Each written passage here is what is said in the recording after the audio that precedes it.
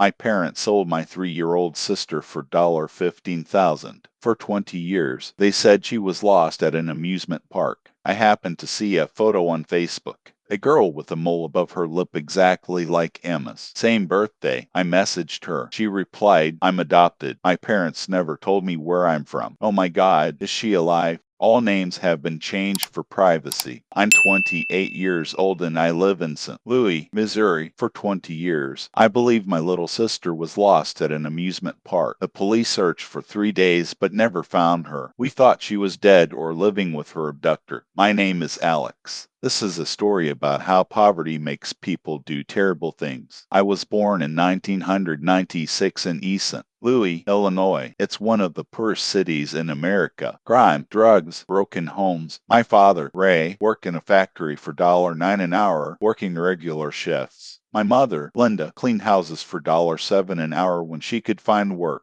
We lived in a one-bedroom trailer with a rusty bathtub and holes in the walls. They had me when my mom was 19 and my dad was 21. I was an accident. They weren't ready for a child, but an abortion cost them money they didn't have. I remember hunger. Real hunger. There were days when dinner consisted of a piece of bread with margarine. There were weeks when our electricity was cut off. In the winter, I slept in a jacket because the heating didn't work. When I was 4, my brother Jason was born. Another mouth to feed, an additional burden on a family that was barely surviving. Jason's diapers cost $40 a month. Baby formula was $100. We didn't have that kind of money. Mom asked neighbors for help. We went to church for food. When I was 5 and Jason was 1, my mother became pregnant again. I remember the screams. Dad was yelling, "We can't feed the third." Mom cried, "I know. What should I do? We need to get rid of this. We have no money. It's too late. Too late." 4 months pregnant. Abortion was legal in Missouri after 12 weeks. In neighboring states, it was too expensive. Emma was born in March 2001. She had a tiny mole above her upper lip. I held her in the hospital. It was so tiny. Mom cried in the ward. But these weren't tears of happiness. These were tears of despair. The next 3 years got even worse. 3 kids in a trailer, diapers, formula, clothes, food. Mom worked 2 jobs cleaning during the day, Walmart in the evening. Dad took all the overtime he could get. There was never enough money. Mom cried over the bills. The electric bill was $150 overdue. The gas bill was $80. The trailer rent was $400 for 2 months. We are facing eviction. I know. I'm looking for a second job. You're already working 60 hours a week. What else should I do? Such screams were heard every evening. Emma was crying from hunger. There wasn't enough formula, so her mother diluted it with water. The pediatrician said, "You need to feed her properly. She's not gaining weight." Mom quietly replied, "I know. But how to feed properly when there is no money?" Free school lunches were the only decent food Jason and I had ever had. At home, we only had bread, cheap pasta, and chicken legs. I shared my sandwich with Jason. The 3 of us shared a serving of pasta. Mom always said she wasn't hungry and gave us her food, but Emma got the least of all. She was the youngest, the most helpless. In the summer of 2004, I was 8 years old, Jason was 5, and Emma was 3. Dad received a $500 bonus. It was the first extra money he had in years. "Let's go somewhere with the whole family. The kids deserve it." Mom objected. The $500 needs to be paid into the accounts. Bills can wait. When was the last time we did something nice for the kids? Never. We never went anywhere. Six Flags is an amusement park. It's a 2-hour drive from our house. Tickets were $40 per adult, and children under 3 were free. July 12, 2004. I remember that day perfectly. We went for a drive in an old van. It was 95 degrees outside, and the air conditioning wasn't working. Jason and I were in the back, and Mom held Emma in the front without a car seat because they were too expensive. Six Flags was huge. The crowds, the rides, the music. I'd never seen anything like it. Mom held Emma's hand. Dad bought us $8 cotton candy, a crazy splurge for us, but he was smiling. Today is a special day. We went on the rides, the carousel with horses. Jason squealed with delight. Emma clapped her hands. At 3 o'clock in the afternoon, Mom said, "I have to go to the bathroom. Ray, watch the kids." He nodded. Mom left. With them, I didn't think anything strange. Of course, she took a 3-year-old girl. She couldn't leave her with 8 and 5-year-old boys. 15 minutes passed, then 20, then half an hour. Dad said, "Where are they?" We went to the toilet. We checked. Neither Mom nor Emma were there. Dad walked into the women's restroom and shouted, "Linda!" The women were outraged, but they weren't there. We started searching. We walked around and shouted, "Emma! Linda!" An hour passed. Nothing. Dad approached the security guard. "My wife and daughter are missing." Announcement over the loudspeaker. Emma's description: blonde hair, pink dress, mole above her lip. 2 hours later, Mom showed up, alone, without Emma. Her face was red, her eyes puffy. "Where is Emma?" "I don't know. I lost her," she sobbed. "We came out of the restroom. I got distracted for a second, and she disappeared." "How could you lose her?" "I don't know. There were so many people there." The police arrived. They questioned us. A search began throughout the park. Jason and I were sitting on a bench. I was crying. "It's my fault. I should have held her hand." Dad hugged me. "It's not your fault, son. It's an accident." Before the park closed, they searched everywhere. All the rides, restrooms, shops, parking lots. They checked security cameras. Emma has disappeared. Police said this is a kidnapping. Amusement parks are the perfect place for this to happen. Crowds, chaos, distracted parents. Someone grabbed her. Mom cried nonstop. Dad was in shock. With a blank look, we went to the station. We gave statements. We described Emma. An Amber Alert was issued. Her photo appeared in the news. 3-year-old girl missing at Six Flags. Mole above lip. If seen, call. We returned home the next day. Without Emma, the trailer seemed so empty. The following weeks were hell. Police, volunteers, searches in every city, shelter, hospital. Nothing. A month later, the detective said, "We're doing everything we can, but the chances are getting slimmer every day." Mom was crying. Ed hugged her. I heard them from my room. Mom said, "It's my fault." No, it's fate. Fate, a convenient word to cover up tragedy. 3 months later, the active search was called off. The case remains open, but active efforts have been concluded. Emma became just a statistic, one of thousands of children who disappear every year. Life went on, but it changed. My parents stopped yelling at each other. They became quiet, distant. Dad started working even more. Mom cried less often. She simply hid her tears. Jason was too young to understand. "Where is Emma?" "She's gone." "When will she come back?" "I don't know, honey." Years passed. We moved out of the trailer and bought a small 2-bedroom house. "It's insurance money," Dad said. I didn't know we had any insurance. Life became easier. Financially, there was more food. Bills were paid on time. Jason and I got new clothes, not second-hand ones. When I was 12, I asked my mother, "How did we get rich?" Dad got a promotion, and we managed money better. It made sense. It's easier to feed 3 mouths than 4. I grew up. I finished school. I went to a local community college to study business administration. I took out loans, the first in my family to go to college. Jason got a job at the factory, like his dad, right after school. My parents got older. My dad retired at 55 due to back problems. My mom started cleaning less. Emma was rarely spoken of. A single photograph stood on the mantelpiece. A 3-year-old girl with a birthmark. Every year on her birthday, March 15th, Mom lit a candle. We stood in silence. There were no words, just a candle. When I was 16, I asked, "Do you think she's alive?" A long pause. "I don't know. I hope.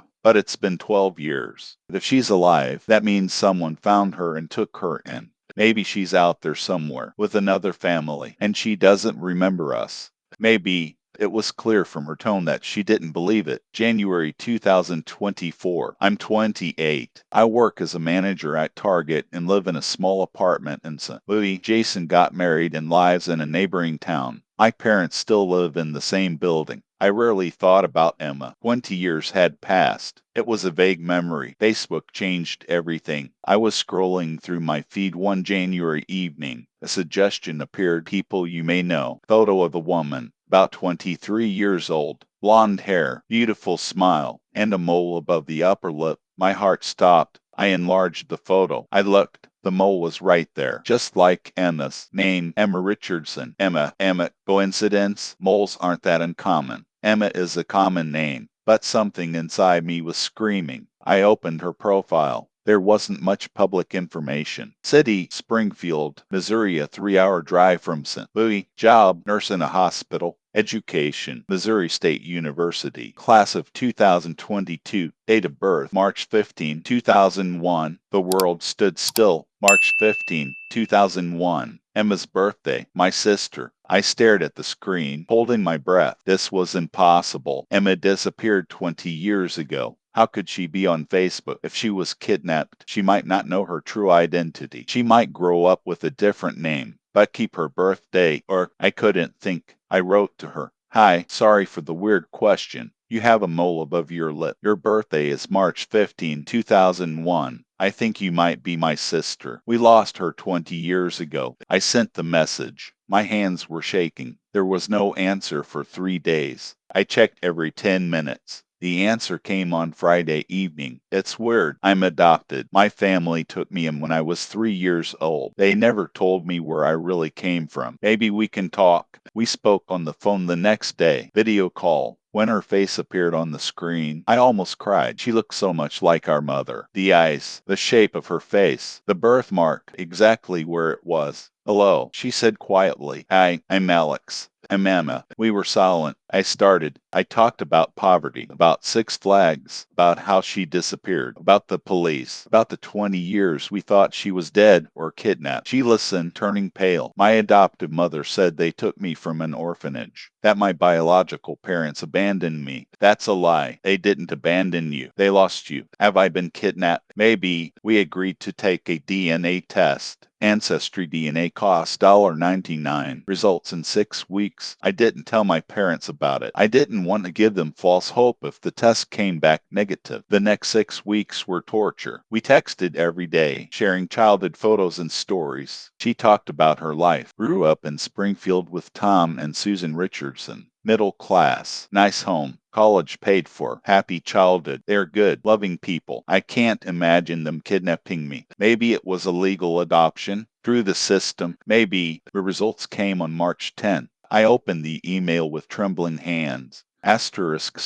probability of kinship 99.9% conclusion. Alex Collins and Emma Richardson are first degree biological relatives, brother and sister I called her. We were both crying. You're my sister. You're alive. I know. This is crazy. I need to tell mom and dad. Wait, she said, I need to talk to my parents first. Find out the truth. I agreed. A week later, she called again. I confronted them, asked where I really came from. And what did they say? At first, they denied it. Then she confessed. What? Long pause. They paid for me. $15,000 cash. Private deal. Through a friend. The world started spinning. $15,000. They said they thought it was legal, she continued. Private adoption. They were told my birth family was desperate for money and was looking for good parents for me. What about your biological parents? She asked. Did they know about this? I don't know. But I'm going to find out. I went to see my parents that same day. I didn't warn them. I just showed up. Mom opened the door. Alex, what a surprise. We need to talk. I went inside. Dad was watching TV in the living room. Both of you, sit down.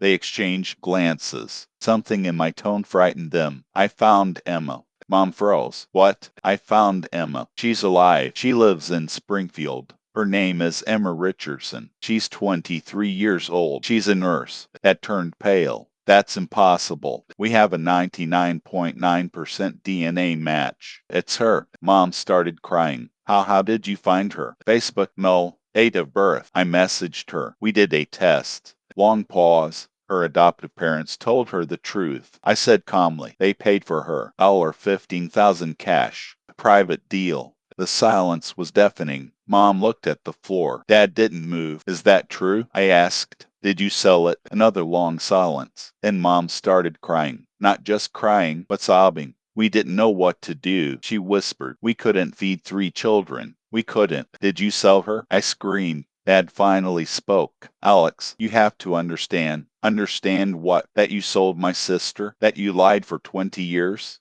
We had no choice. Mom said through tears. Was a choice. There is always a choice. We were devastated, Dad said. We were facing eviction. Bills were running into the thousands. Jason was sick and needed a doctor we couldn't afford. Emma was crying from hunger every night. A friend at work mentioned it. Dad continued. His brother and sister-in-law had no children. They desperately wanted to adopt. They were willing to pay. How much? I asked coldly. Boys, $15,000, Dad said. $15,000. We thought we were doing the best for her mother said through tears. They could have given her a good life, food, a home, and education. We couldn't. You lied. 20 years. You said she was missing, that she was kidnapped. We couldn't tell the truth, Dad said. It was illegal. Selling a child. We would have gone to jail. You were supposed. Mom stood up and held out her hands to me. Alex, please try to understand. We were desperate. We had no choice. We had a choice. Social services, shelters, legal adoption. Social services would have taken all three of us. You and Jason would have been sent into the system too. We would all have ended up in the system anyway. But that would have been fair. Dad sat down and put his head in his hands.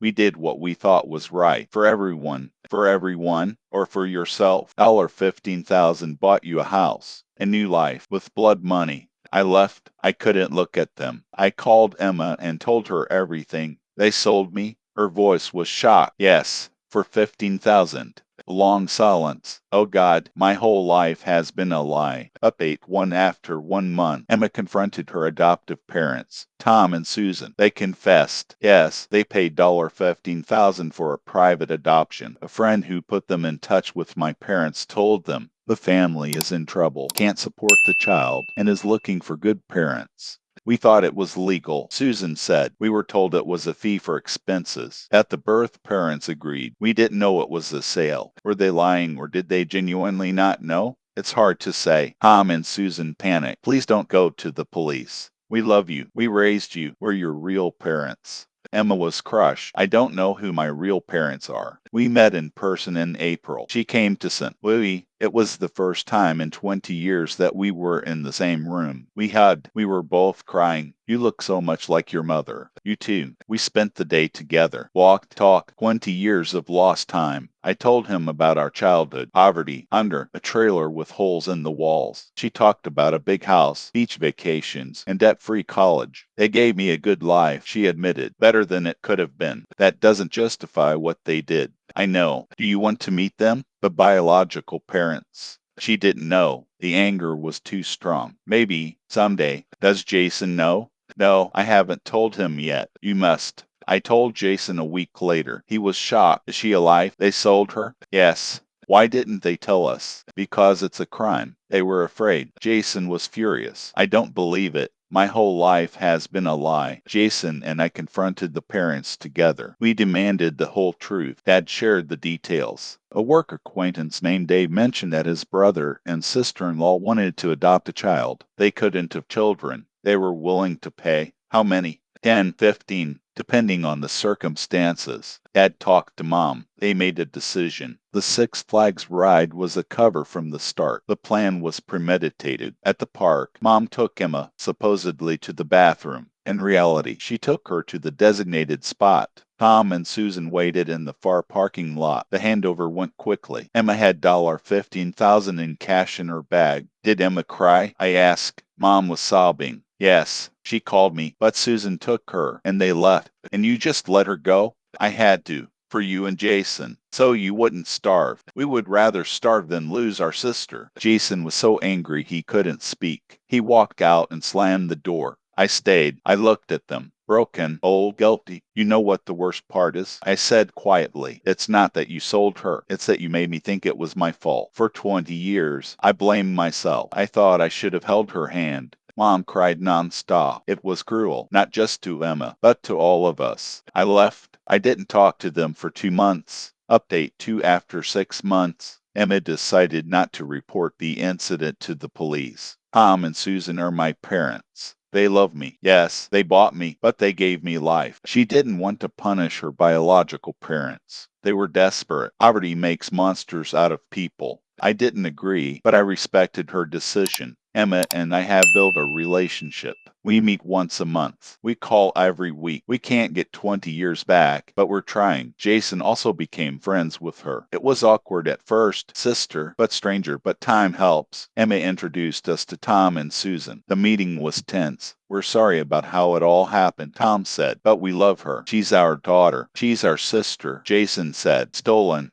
Not stolen. Her parents agreed. For money, Susan cried. We didn't know any other way to have a child. Legal adoption takes years. We were desperate too. Despair. This word seems to justify everything. We're not friends with Tom and Susan. But for Emma's sake, we're polite. Things are more complicated with the biological parents. We met in July. Emma came too. When Mom saw Emma for the first time in 20 years, she fell to her knees and sobbed, Emma, my girl, you've grown so much. Emma stood motionless. Hello, Linda. Not Mom. Linda. It broke my mother. The meeting was short. Emma couldn't forgive. Not yet. Maybe never. Dad tried to explain. We thought we were doing the right thing. You did what was easiest for you, Emma said. You solved the problem. You weren't a problem. Why me? Her voice broke. Why not Alex? Not Jason? Why was I the one who had to be sold? The question hung in the air. Mom quietly said, because you were the youngest, you remembered less. You suffered less.